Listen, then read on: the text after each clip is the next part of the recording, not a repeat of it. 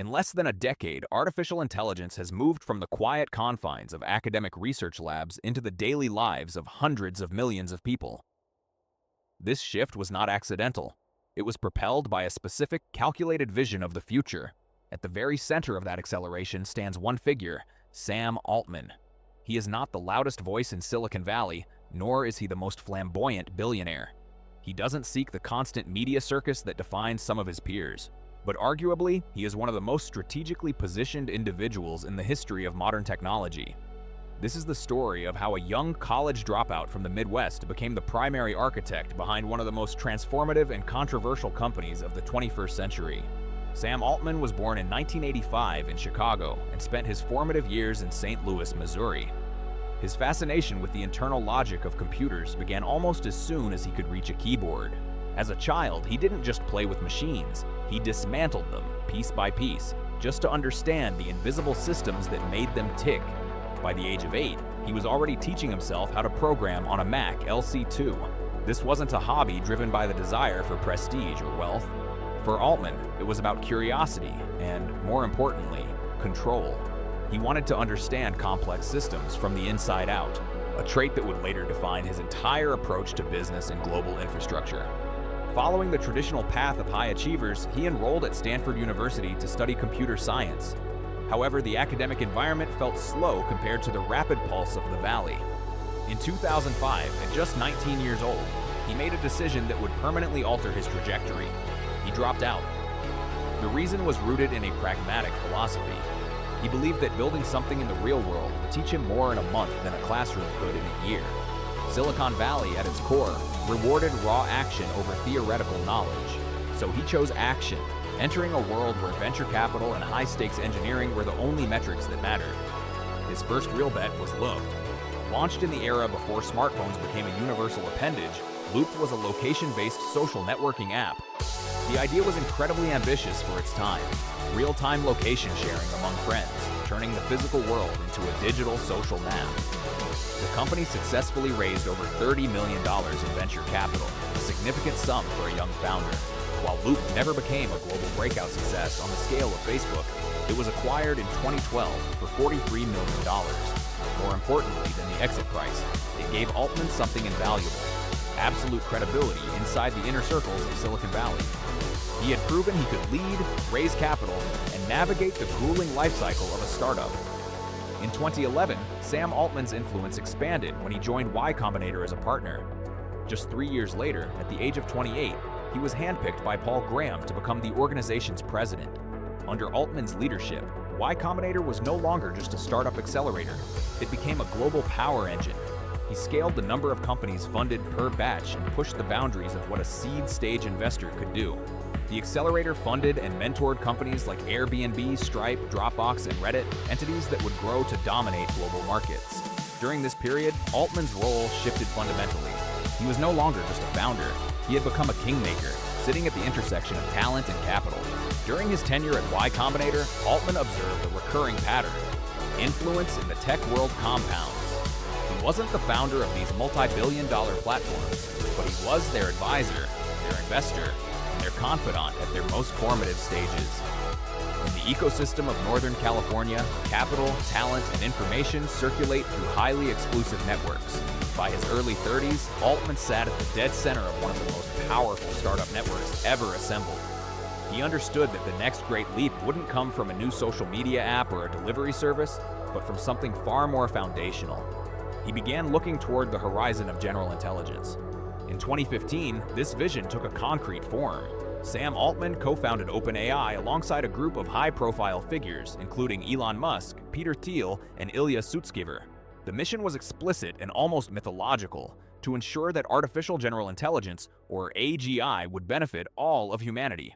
At the time, AI research was fragmented, hidden behind the closed doors of massive corporations like Google or confined to university departments.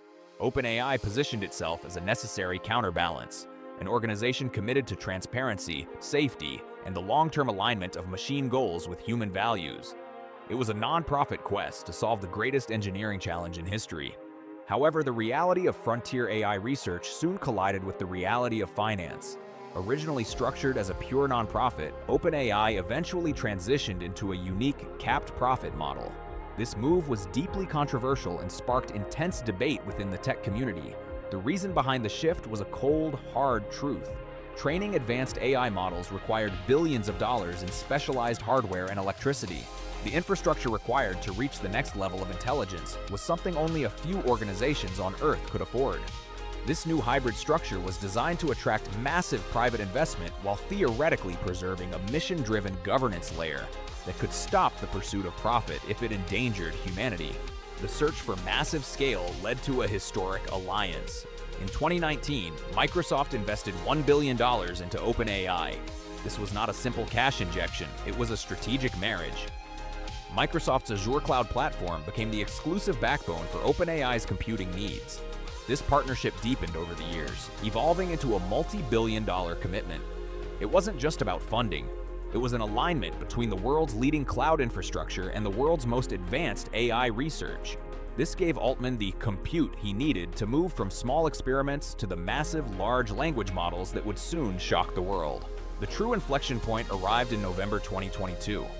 Without a massive marketing campaign, OpenAI released ChatGPT. The reaction was unprecedented. Within just 2 months, it reached 100 million active users, making it the fastest-growing consumer application in history. Suddenly, AI had crossed over from science fiction and technical white papers into the mainstream culture. Students used it for essays, programmers for debugging, and governments for policy drafts. Everyone everywhere began experimenting with the limits of generative AI. Through it all, Sam Altman became the calm, public face of this sudden acceleration, answering for both the wonder and the fear the technology inspired. With this rapid adoption came intense global scrutiny. Altman did not hide from the spotlight. He traveled the world, meeting with heads of state, and testified before the United States Senate. Surprisingly, he did not lobby against regulation. He advocated for it. He called for the creation of regulatory frameworks specifically for AI safety. His argument was pragmatic. The uncontrolled deployment of superintelligent systems carries systemic risks to civilization. By positioning himself as a pro-regulation leader, he managed to stay ahead of the political curve, framing himself not as a reckless disruptor, but as a responsible steward of a dangerous power. Altman's long-term obsession remains AGI, Artificial General Intelligence. This refers to systems capable of performing any cognitive task at or far beyond the human level. He does not view this as just another software update. He describes the arrival of AGI as a civilizational shift, comparable to the Industrial Revolution or the discovery of fire. In his view, this technology could unlock a world of radical abundance, solving diseases, stabilizing the climate, and eliminating poverty. But he is also clear that this outcome is not guaranteed. It depends entirely on alignment, the incredibly difficult task of ensuring a machine's objectives perfectly match our own. Beyond software, Altman understands that intelligence requires physical power. He has invested hundreds of millions of dollars into energy, specifically Helion Energy, a company pursuing nuclear fusion. His rationale is a masterclass in long-term strategy. If AI scales to the level he envisions, the global demand for electricity will surge to levels current grids cannot sustain. To Sam Altman, solving the problem of intelligence without also solving the problem of clean, limitless energy would be an incomplete victory. He is building the software, the identity layer, and the power source for the next century simultaneously. In November 2023, this climb to power hit a dramatic wall. The OpenAI board of directors abruptly fired Sam Altman as CEO, citing a lack of candor in his communications. The decision stunned the tech world. Employees revolted. Microsoft intervened, offering to hire Altman and his entire team. Within days, the board was overhauled, and Altman returned to his position. The episode revealed just how central he had become, not just symbolically, but operationally. The crisis demonstrated that true power is a distributed network of talent, capital, and infrastructure. Altman had the absolute loyalty of his team and the strategic backing of the world's largest software company. Beyond the walls of OpenAI, Altman continues to act as a venture capitalist, investing in biotech, defense technology, and frontier science. His investment thesis is consistent across all sectors. Identify exponential technologies that have the power to reshape existing power structures. He believes in positioning early, building the necessary infrastructure, and controlling the distribution.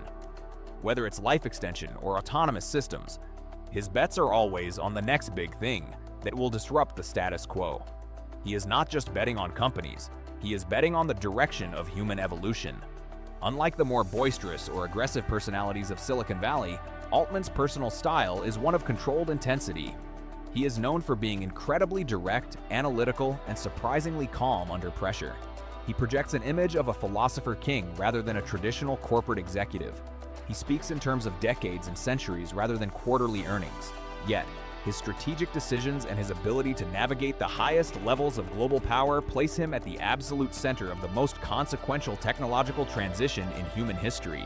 He is the quiet navigator of a storm he helped create. Sam Altman's story is not simply about the rise of a successful entrepreneur. It is a narrative about the deliberate shaping of the trajectory of intelligence itself. From a teenager in Missouri dismantling computers to leading the organization that may define the future of the human species, his life arc mirrors the exponential rise of machine intelligence. The question facing the world is no longer whether artificial intelligence will transform every aspect of our lives. That transformation is already underway. The real question is, who is guiding that transformation? What is their ultimate vision? And what kind of world will be left for us once the transition is complete? If you enjoyed this deep dive into the architects of the future and the forces shaping our world, make sure to subscribe to the channel and hit the notification bell so you never miss an episode. We have much more to explore in the coming weeks. Also, please don't forget to like the video if you found this analysis valuable. Your support helps us continue to bring you these stories. Thank you for watching, and we will see you in the next one.